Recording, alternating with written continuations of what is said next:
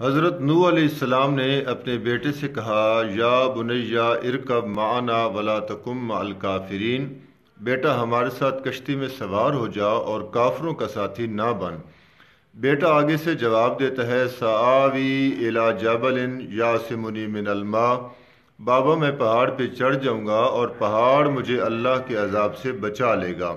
گویا کہ وہ اللہ کے عذاب کو چیلنج کر رہا ہے غیر اللہ کے سہارے پر۔ قرآن نے اس بات کو بیان کرتے ہوئے کہ باپ اور بیٹے کے درمیان مکالمہ چل رہا تھا، فحال بینہم الموج، ایک بہت بڑی موج لہر ان دونوں کے درمیان آئی، فکان من المغرقین، اور بیٹا غرق ہونے والوں میں سے ہو گیا، یعنی نوح علیہ السلام کی آنکھوں کے سامنے ان کا بیٹا غرق ہو گیا۔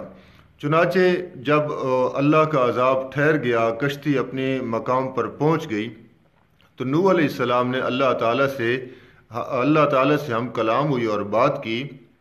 کہ آپ کا تو وعدہ تھا کہ میں آپ کی اہل کو بچاؤں گا۔ جواب میں جو اللہ تعالیٰ نے ایک جملہ بیان فرمایا ہے وہی بیان کرنا مقصود ہے، یا نوح انہ لیس من اہلک، کہ اے نوح پیغمبر، وہ جو بیٹا آپ کہہ رہے ہیں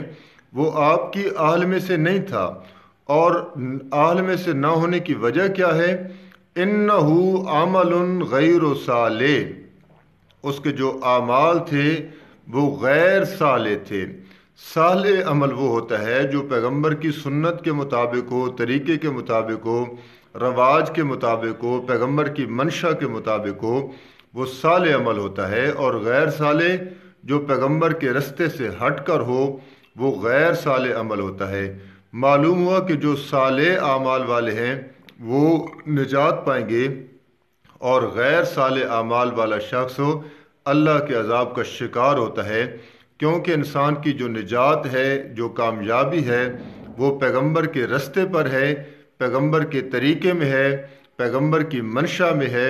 پیغمبر کے دستور میں ہے۔ پیغمبر کی مخالفت، پیغمبر کے رستے سے ہٹ کر کسی قسم کا کوئی عمل کرنا، چاہے وہ کتنا ہی خوبصورت کیوں نہ ہو، کتنا ہی اچھا کیوں نہ ہو، وہ اللہ کی بارگاہ میں نہ صرف ناقابل قبول ہے بلکہ اللہ کے عذاب کو